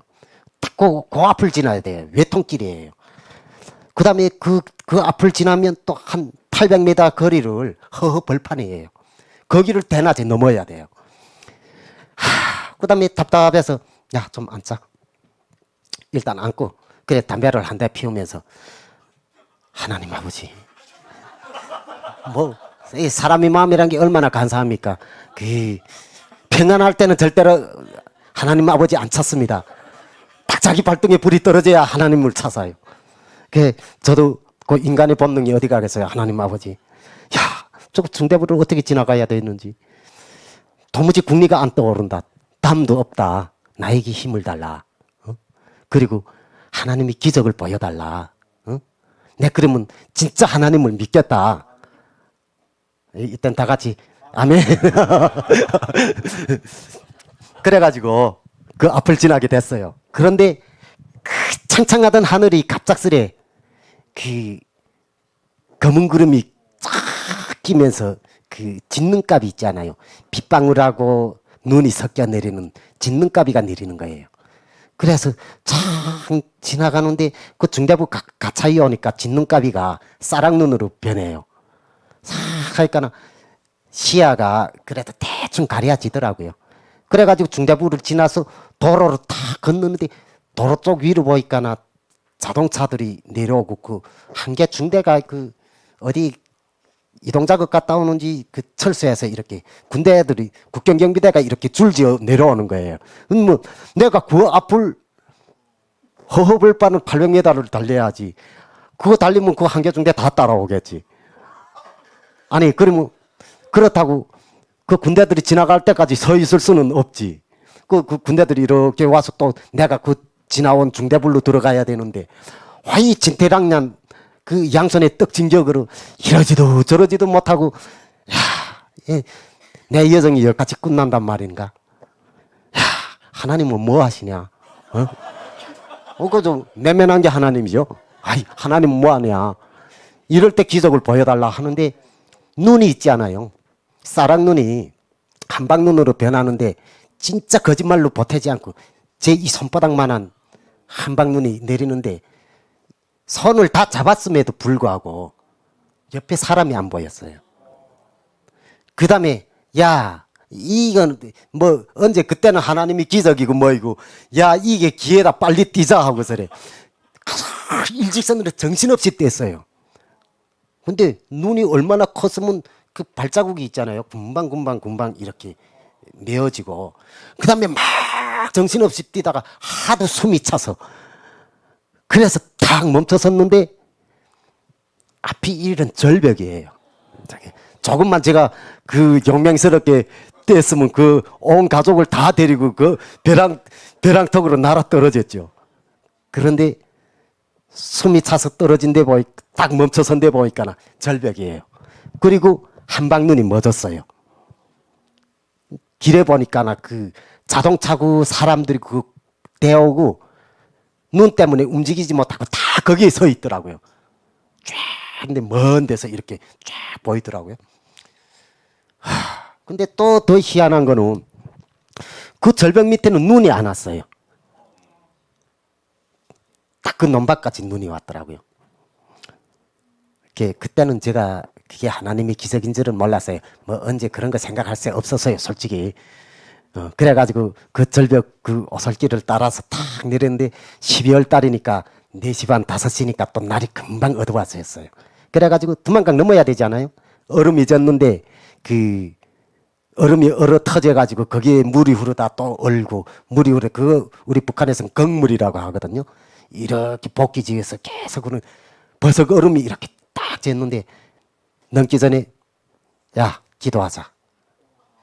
그래가지고 무릎을 딱 꿇어안으니까 이 10살 12살 애하고 그 애엄마가 그 무슨 북한에서 기도라는 게 뭔지도 모르면 내가 무릎을 꿇으니까 덩달아 무릎을 딱 꿇고서래 머리로 조아리고서래 내가 아버지 하나님 이제는 강을 넘겠습니다. 저 넘으면 이제는 중국 변방대가 또 도사리고 있습니다. 그들의 눈을 피하게 하여 주옵소서. 그 예수님의 이름으로 기도드렸습니다. 아멘 하니까 또 애들이 그 애엄마하고 몽땅 다 동시에 아멘 하는 거예요. 그래가지고 두만강이 바로 딱 들여놨는데 얼음장이 짜자장 하고 갈라지는 소리가 그 긴장해서 숨었을 때 짜자장 하는 게 그 부메랑이 돼서 이렇게 도는 소리 있지 않아요. 와 심장이 왜 그리 활랑이고 그 국경경비되고 변방되고 다 그 소리를 듣고 달려나올 것 같은 게 그래가지고 난따닥 딱 엎드려가지고 탁 기는데 그 10살 12살 애들이 어디서 본 게 있는지 그래서 내하고 동작이 하나같이 아마 군사훈련을 그렇게 저도 못할 거예요. 하나같이 쫙 끼다가 내가 멈춰서면 동시에 멈춰서고 내가 머리 돌리면 4명이 동시에 머리를 착 돌리고 내가 앞으로 돌아보면 또 앞으로 돌아보고 야 군사훈련 아마 해도 그렇게 안 될 거예요. 그렇게 동작이 하나같이 일치를 해가지고 이렇게 왔어요. 그래가지고 두만강을 넘었는데 그 브로커하고 전화통화를 다 시켜주고 그 다음에 가족하고 영상통화를 시키고 내 임무는 끝났어요. 저 한 사람당 중국동 1만 위안씩 받기로 하고 3만 위안을 받기로 했어요. 그래가지고 저는 거기에 내 친형제가 있으니까 그 3만 위안을 다시 건너가서 돈을 주고 그리고 나는 한국 간다. 그러니까 너네 먼저 가라. 이렇게 하고 전화 영상통화를 다 시키고 그리고 밥을 먹고서래 그 등산복을 이렇게 그 겨울 동복을 어깨에 걸치고 담배 한 대 피려고 바깥에 나왔는데 변방대 21명이 지금 건너 우리 잡으려 오고 있는 거예요. 그 발자취를 따라서. 그래가지고 너무 바빠가지고 야, 그 변방된지 공안인지 모르죠. 그냥 나는 그 공안한테 잡혔을까. 야, 공안이다 하고서는 빨리 뛰라 하고서는 들고 뗐어요. 신발도 못 신고 그 한 12월 30일 날 그 내복바람에 신발도 못 신고 맨발에 그 산으로 올리뛰기 시작했어요. 그런데 저는 감옥에서 가지 나온 몸이고 지친 몸이고 가지 240리를 걸어 들어온 온밤 240리를 걸어 들어온 놈이니까 뛰면 얼마나 잘 뛰겠어요. 그러다가 그 또 도망강 넘다가 이 화산 돌이 발등에 떨어져서 엄지발가락이 터져가지고 신발 안에 피가 꼴떡 고였고 그 상태로 뛰는데 10살짜리 애가 체포돼요. 예, 그 다음에 저는 그 애 엄마 보고 야, 애는 잡혀도 괜찮으니까 너만 잡히지 않으면 된다. 그리고 막 끌고 가는데 왜 애는 잡혀도 되고 애 엄마가 잡히면 안 되는지를 설명할 새가 없잖아요. 그 북한도 그 법이라는 게 미성년법이라는 게 있어가지고 그 미성년자가 감옥에 잡혀 들어오면 바깥에 보호자가 있으면 내보내요. 그러나 엄마하고 미성년자가 같이 잡히면 10살짜리도 엄마하고 같이 감옥 생활을 해야 돼요. 근데 나는 경험자니까나 그렇게 아니까나 애는 잡혀도 되고 너는 안 잡히지 말라 하는데 그걸 설명할 새는 없지 않아요. 그런데 애는 엄마 살려달라고 울고 그 다음에 애 엄마는 내가 손을 잡고 너는 잡히면 안 된다 하고 막 끌고 가는데 이 여자가 툭 돌아서면 자기는 아이를 도둑 못 간대요. 그리고 혼자 가래요. 그래가지고 맞바다 내려가서 그 체포되는 걸 내 눈에서 목격을 하면서 저는 도망을 쳤어요. 어쨌든 저는 살아야 되잖아요. 그 도망을 쳤어요. 눈앞에서 체포되는 걸 봤어요. 그리고 저는 제 사명이 끝났어요. 브로커하고 전화 연결시켜주고 가족하고 영상통화를 시켜주고 나는 내 돈 3만 원만 받고 내 갈 길을 가도 되는 몸이에요. 그런데 사람이란 게 그렇지 않더라고요. 내가 온갖 고생을 다 하면서 정말로 하나님 기적도 보면서 그러며 왔는데 어떻게 그냥 가요. 그래서 그 아는 사람들을 내세워 가지고 그 짧은 시간에 아는 사람들을 내세워 가지고 그 교섭을 시작을 했어요. 근데 온밤 잡으려 다녀요 그놈들이. 그래서 신발을 신고서리 만단히 준비를 해가 있다가는 개짖는 소리만 나면 또 일어나서 산으로 올리뛰고 그 다음에 산에서 내려다보면 그들이 가면 또 다시 내려오고 또 개짖는 소리가 나면 또 다시 산에 온밤 그 지랄을 했어요. 그러다가 결국에는 선이 닿았어요. 한 사람당 1만 위안씩 내래요. 내 돈이 날아간데 아멘이라니요.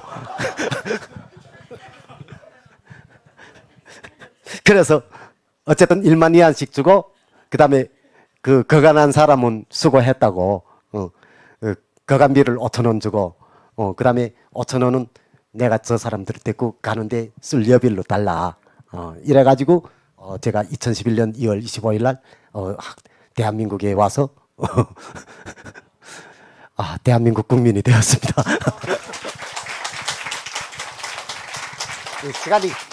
시간이 많이 초과됐는데 모두 피곤하시죠? 어떻게 마무리를 할까요? 네. 그래가지고 제가 영상을 하나 제가 드린 게 있잖아요. 영상을 좀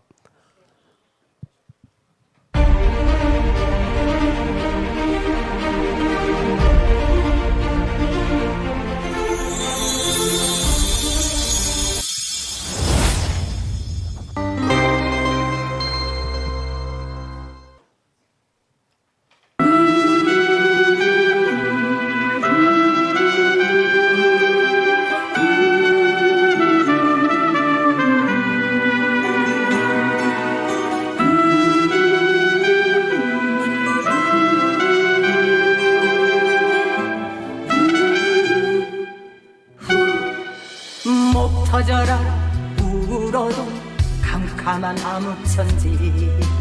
오늘 가고 내일 오면 웃을 수 있겠지. 하지만 그 시련 끝날 줄 모르고 숨조차 쉴 수도 없었다.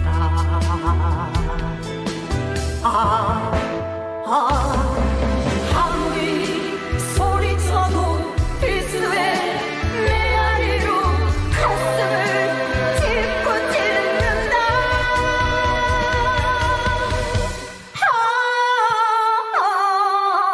전기도 식량도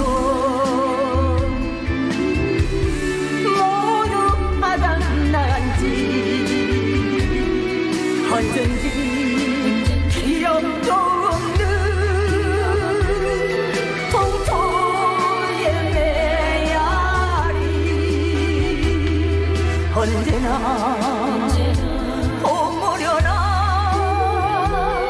하느님 도와주소서.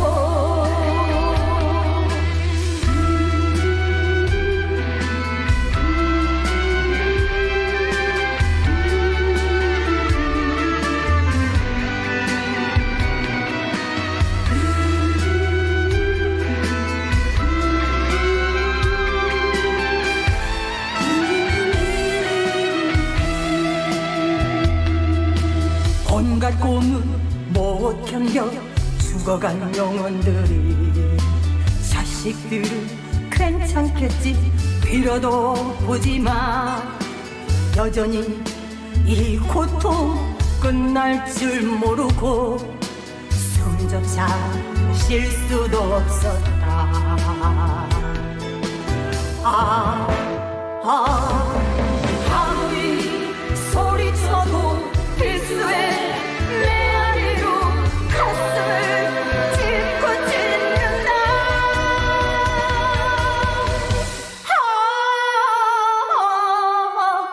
인권도 자유도 아무것도 없는 용서할 수가 없는 동토의 메아리. 언제나 오므려나. 하느님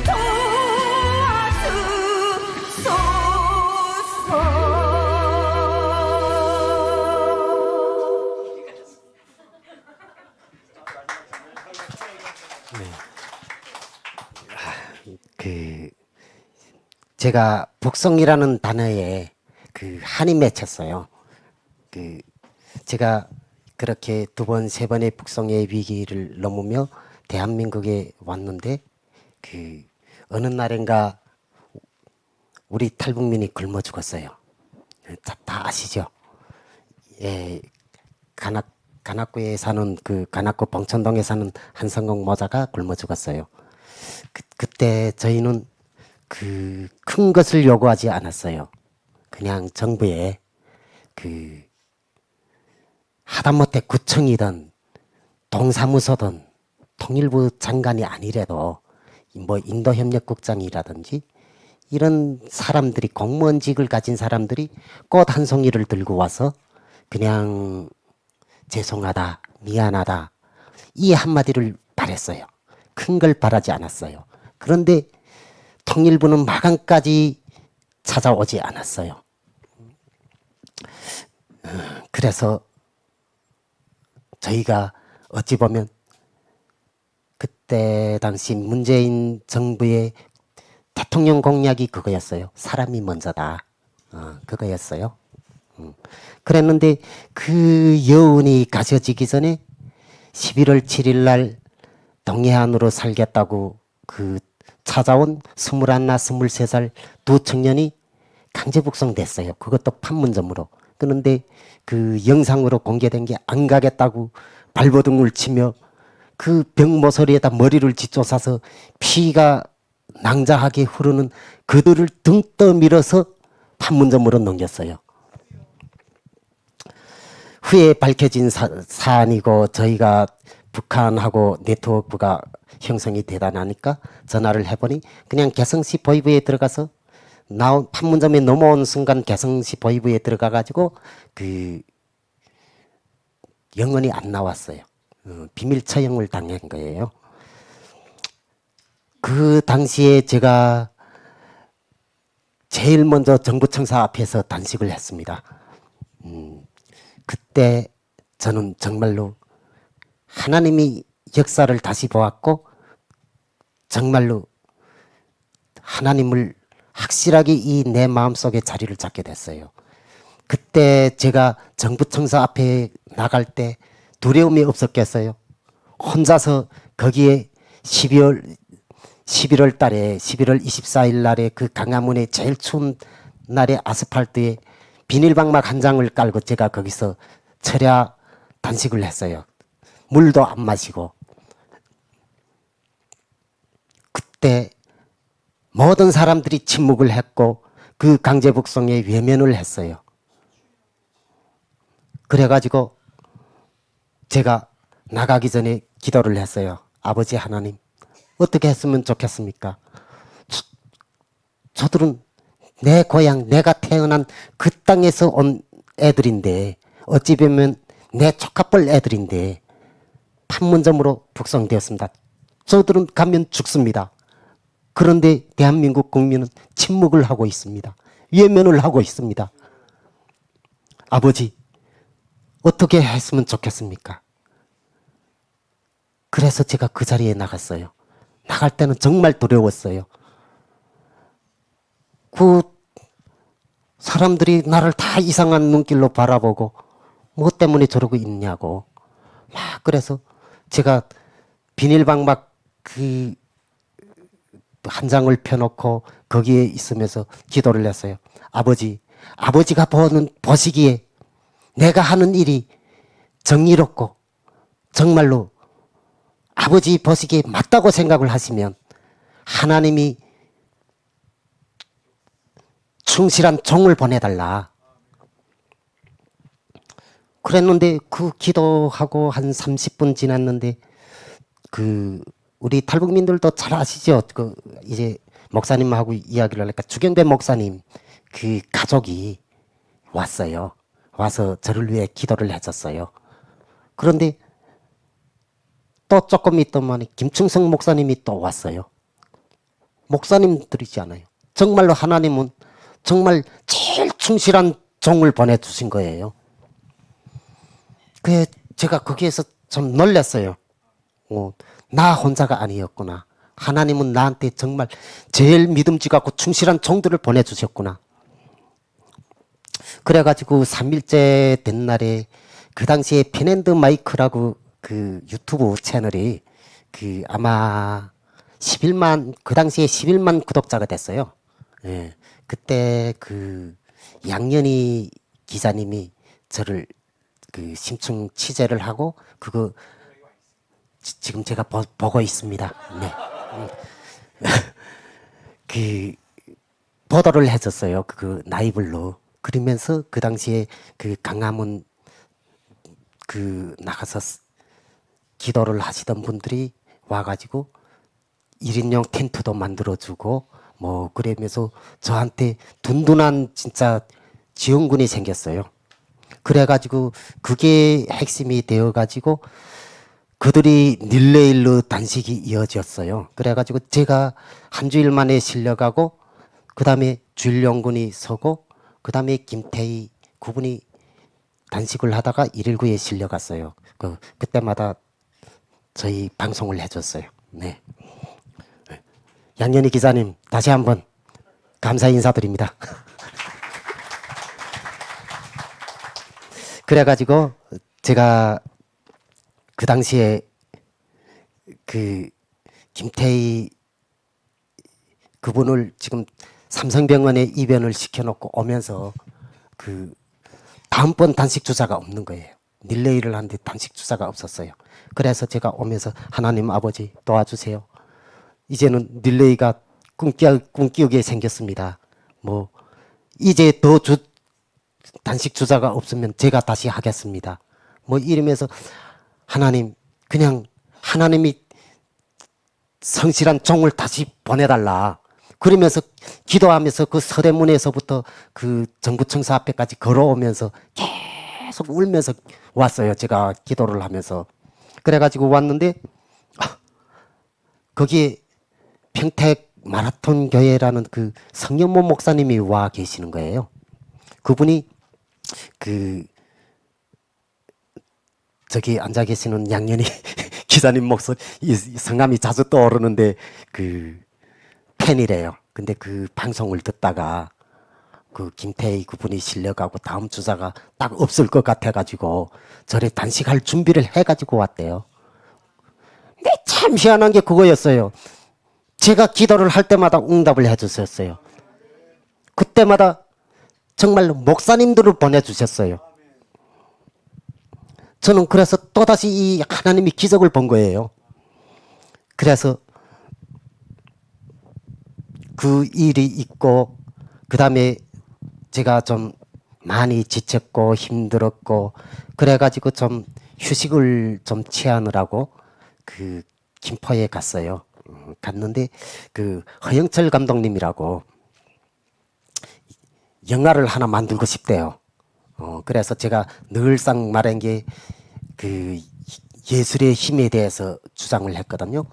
그래가지고 그 나도 생각이 같은 생각이다. 영화를 만들자. 그럼 우리 돈이 어디 있냐? 돈이 하나도 없어요. 하나님 채워주겠지. 그럼 그저 스스럼 없이 하나님 채워주겠지.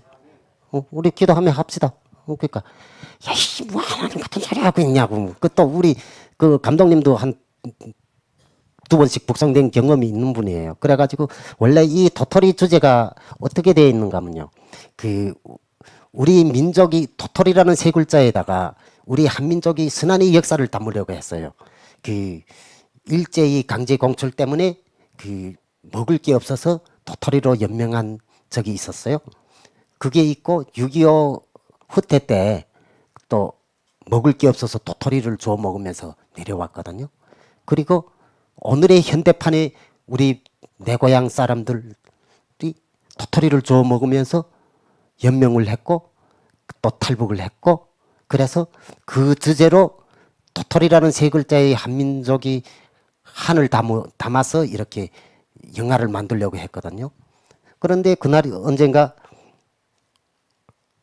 영화를 한참 얼마간 찍었는데 그 중국에서 2,600명이 체포됐는데 600명이 먼저 그 북송된다는 설이 돌았어요. 그걸 제가 제일 먼저 그 2월 달인지 들었거든요. 그래가지고 형님 우리 이거 주제를 바꿔서 북송은 막아야 되지 않겠냐. 그래서 우리가 강제 북송된 경험을 담아서 영화를 만들자. 그래 뭐 이런 미디어나 영화 부분에 좀 종사하신 분들은 알 거예요. 영화 한 편을 만들자면 작가로부터 시작을 해서 촬영, 편집, 음향, 미디어, 뭐 엔지니어들만 한 50명이 있어야 되거든요. 그런데 우리는 둘밖에 없어요. 그런데 저하고 감독님 둘밖에 없어요. 근데 저희가 또 유명한 엔지니어도 아니고 기술이 좋은 것도 아니고 하도 돈이 없으니까 1인 25인 역할을 맡았어요. 제가 그 화면에 나온 그 감옥도 제가 혼자서 지었어요. 제가 북송돼서 그 앉아있던 걸 상상을 해가지고 절로 도면을 해가지고 만들었거든요. 그리고 작품은 시나리오는 감독님하고 둘이서 북송 경험을 이야기를 하면서 그러면서 썼고 그 다음에 감독님이 촬영하고 편집하고 음향하고 뭐 제가 분장을 하고 뭐 그 북한 배경을 또 상상을 해가지고 그 소품을 만들어가지고는 그 촬영 전에 그 다 배경을 해놓고 분장사가 데려다 놨는데 저보다 막 못하더라고요. 그래서 막 제가 막 피로 막 재뿌리면서 그러면서 잠깐 만들었어요. 그런데 돈이 있어요. 감독님은 늘상 야 돈이 있어야 하지. 아이씨 뭐 하나님 채워주겠지. 걱정 기도하기요. 그러면서 혼자 막 하다가 안 되겠더라고요. 저도 뾰족한 수가 없더라고요. 그래가지고 우리 탈북민들한테 호소를 했어요. 도와달라고. 우리 강제북송은 막아야 되지 않냐. 어? 우리가 이렇게 다 우리 탈북민들이 누구나 아프면 다 있고 북송된 경험이 있지 않냐. 내 부모 형제가 지금 북송돼 가는데 거기에 가면 어떻게 되는 걸 알지 않냐. 그래가지고 하자. 도와달라. 그래서 십시일반을 했어요. 그래서 5만 원, 5만 원, 만 원, 1,000원, 지어는 1,000원도 있고, 그리고 뭐 우리 밥도 사오고 뭐 이렇게 하면서 했는데 아마 북송은 어떻게 해서나 막아야 된다는 그 탈북민들이 마음을 움직였던 것 같아요. 그래가지고 어느 한 여성분은 저희가 지금 촬영을 해야 되겠는데 돈이 없어 못한다고 하니까 인연이 보다시피 한 100여 명이 동원이 됐어요. 저기에. 근데 그들을 인건비도 못 주고, 그리고 저기에는 영화 배우 하나만 한국 배우예요. 그리고 군인 역을 하는 사람들이 한국에서 연극을 조금 해본 분들이에요. 그리고는 다 탈북민들이에요. 어찌 보면 그들의 연기가 자기들이 체험 속에서 우러나온 게 돼서 그런지 더 진솔하더라고요. 오히려 주인공이 눈물이 연기처럼 보이면 어색했어요. 그래가지고 제가 주인공이 눈물이 안 나온다고 막 욕을 했어요. 야, 저 배우도 아닌데 저 우는 거 봐라. 너는 왜 저렇게 못 우냐? 막 그러니까 악에 받쳐서 울더라고요. 예. 그냥 웃자고 한 소리입니다. 그런데 실제 그들이 눈물을 흘릴 수밖에 없었던 게 화면에 나오는 한 사람 한 사람이 또 다 사연이 있어요. 엄마하고 부르는 여성은 어렸을 때 아버지 어머니가 총살당하는 걸 앞에서 봤어요. 어린 6살, 10살 애가 보는 앞에서 부모들이 사형을 당했어요. 총살을. 그러니까 아빠 엄마 소리만 나도 절로 눈물방울이 주르륵 주르륵 흘러요. 그리고 그 옆에 분은 또 저처럼 저하고 고향이 같은데 음악 예술인이에요. 아코디언도 잘하고 노래도 잘 부르고 하는데 그분도 한국 드라마 유포로 해가지고 총살형까지 받았던 사람이에요. 그러니까 한 사람 한 사람이 사연이 다 있어요. 그리고 저 노래는 저희가 돈 1,000만 원을 주고 만든 노래고, 나머지 노래는 우리 탈북민이 직접 작사, 작곡하고 탈북민이 노래를 불렀어요. 그래서 이거는 처음부터 시나리오부터 시작해서 연출, 그 다음에 음악, 그 다음에 노래까지 다 탈북민이 했다는데 저희는 의미를 두고, 그리고 저희가 영화를 촬영을 할 때 돈 100만 원이 없어가지고 십시일반으로 5만 원, 10만 원이 모이면 100만 원이 형님 100만 원이 못 하셨어 하면 그럼 야 배우들 출연 날짜를 또 잡자. 또 출연 날짜를 잡아서 하면 출연료는 못 줘도 최소한은 밥은 두 끼는 먹여야 되고, 그 다음에 한 60명, 70명 되는 사람들 밥을 두 끼는 먹여야 되고, 그 다음에 커피, 얼음 뭐 이런 걸 물어야 되고, 주차값을 물어야 되고 하면 그래서 하루에 120만 원 내지 150만 원은 그냥 훅 날아나 버리는 거예요. 그러면 또 100만 원 모으기 위해서 또 열심히 또 홍보를 하고 올리뛰고 내리뛰고 한데, 그걸 너무 보고서래 한 여성은 자기 신랑한테서 군팔찌 10돈짜리를 이렇게 선물 받은 걸 그걸 내놓는 거예요. 그걸 내놓으면서 이거 팔면 한 1,000만 원이 더 되니까 지금 넘기는 가격이라도 1,000만 원이 넘어간다. 그러니까 이걸 촬영비에 보태달라. 근데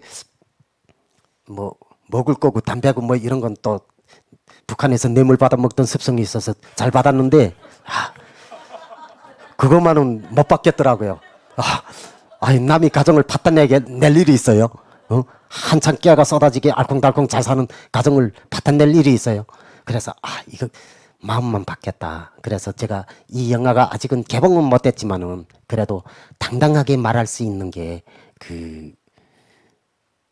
하나님을 믿고 꿈이 실현하기 위해서 나가면 그러면 모든 일이 이루어진다는 거. 그리고 이 영화는 순수 우리 탈북민들이 영혼을 바쳐서 만들어낸 영화라는 거. 그리고 그 길에서 제가 깨달은 게 있다면 사람을 믿고 의지하면 따르는 대가는 실망이고 말씀에 우거하면 믿음이 생긴다는 거. 그게 제가 깨달은 영화 제작 과정에 깨달은 진리예요. 흔히 우리는 아무 말도 모르면서 내뱉는 말들이 제가 성경을 이렇게 필사하고 이렇게 읽어보는 과정에 우리가 흔히 쓰는 말들이 많더라고요, 성경에. 그리고 제가 한국에 와서 지금 2025년이 예수님이 태어난 날로부터 그 원년으로 해가지고 했다는 것도 알았고, 여하튼 제가 우리 탈북민들한테 늘 말을 했어요. 그 전에 좀 제가 교회를 못 다닌 일들이 있어요. 제가 믿음은 있는데 교회를 못 다닌 게 좀 아까처럼 사람을 믿었는데 실망이 컸지 않아요. 그래서 교회를 못 다녔고, 그러면서 그분들한테다가 제가 그랬어요. 당신의 북한을 왜 기도하지 말라? 우리 3만 5천이 기도면 충분하다. 당신의 3만 5천도 품지 못하면서 2,500만 원을 품겠다는 게 말이 되냐? 그거는 가식이고 거짓이다. 우리 하나님이 3만 5천을 선발해서 보냈을 때는 다 뜻이 있는 거다. 각자의 역할이 있을 거다. 그래서 우리 탈북민들을 먼저 품어달라고 했어요. 그러면서 제가 교회를 안 다녔습니다. 그러면서 제가 교회의 건물을 믿지 말고 내 마음속에 교회를 반석같이 다지자. 이게 제 구호입니다. 네, 이상입니다. 오늘 간증을 제가 너무 많은 시간을 뺏었네요. 죄송합니다. 네. 도토리가 언제 상영이 되는지 또 기도 제목 있으면 얘기하세요. 지금 도토리가 이게 지금 솔직히 여의도 순복음교회에서 서울 여의도 순복음교회에서 한 3억을 후원을 해주겠다고 했어요. 영화 개봉을 하자고 보니까나 30억을 내래요. 제가 영화 배급사들을 찾아다니면서 제가 이렇게 딜을 하니까 30억을 내래요. 30억 있으면 내 영화를 찍고 있겠냐? 그 돈 가지고 먹고 놀겠다. 내가 무슨 이렇게 개고생하면서 영화 만들 일이 있냐? 그냥 영화 못하면 말지. 그리고 물러앉았거든요. 그랬더니 어느 한 분이 미국 시카고에 가서 이 영화를 상영을 하는데 어느 분이 자기가 영화를 투자를 했는데 그 영화를 보고 너무 실망을 해가지고 그래가지고 자기가 투자한 돈을 다 버렸다 생각을 하고 어떻게 어느 사람이 지나가는데 야 저기서 무슨 영화 한대 해서 그래서 앉아서 본 게 저희 도토리 영화였거든요. 그랬더니 그분이 저희를 찾아와가지고 자기가 홍보해서 한번 나서 보겠다 이래가지고 그 목사님이더라고요. 그래가지고 했는데 여의도 순복음교회에서 올해 2월달 3월달에 3억을 해준다고 했어요. 그래서 제가 30억을 내라는 배급사하고 그때 막 딜을 해가지고 감독님이랑 나서서 막 이렇게 한 게 최소한은 3억을 내라. 그러니까 어찌 보면 우리 아파트 보증금 비슷한 그런 거예요. 근데 그 목사님이 아니 이 영화 이제 영화관에서 개봉을 하면 자기 장담을 하는데 자기 7년을 영화 여기에 브로커를 했더라고요. 영화 브로커였더라고요. 근데 저 영화 정도면 200만 원 능히 돌파한다. 그러더라고요. 저희 저 영화 제작비가 한 3억이 들었어요. 그 무슨 출연료 뭐 엔지니 막 그따위 건 생각을 못 하고 그냥 그 미술 소품 그 배경 감옥 세트장 짓고 뭐 그다음에 배우들 밥 사주고 뭐 두루두루 그 소품만 싸는데 아마 돈이 더 많이 들어온 것 같고 그다음에 그 저 노래 한 편이 제가 아까 틀어드린 그 노래 한 편이 1,000만 원짜리예요. 그것도 그 아는 처지에 정말 그저 해주지 못해서 그저 체면에 못 이겨서 받은 돈이 1,000만 원이에요. 그냥 아무데나 가도 그냥 부르는 게 1,500, 뭐 2,000, 3,000 이렇게 내라고 하더라고요. 노래 한 곡에. 저 노래도 뭐 소위 나훈아, 무슨 태진아, 남진이 뭐 이런 사람들이 노래를 작사 작곡해 준 분이에요. 그러니까 유능한 분이니까 어쨌든 믿고 했는데 그 정작 또 노래를 들어보니 1,000만 원은 또 아깝지는 않아요. 예. 예, 그렇게 해서 했는데 지금 그 3월에 마련해 주겠다던 3억이 지금까지 해결이 안 되고 어쨌든 6월 7일 날에 그 홍기동 목사님이 자기 돈을 내 가지고 그 270석짜리 영화관에서 이렇게 해 가지고 펀드 투자서 할 사람들 뭐 모아 가지고 했는데 결과가 어떻게 되겠는지 장담은 못 하겠습니다. 예. 그래서 지금 도토리는 그 상태입니다.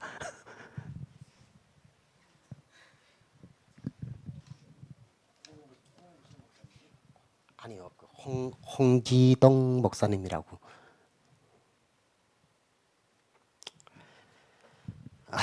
그래서 마감으로 제가 너무 많이 시간을 빼앗은 것 같아가지고 참 죄송합니다. 그래도 제 주변 없는 말을 이렇게 열심히 들어주셔서 시청해 주셔서 너무 감사합니다. 네.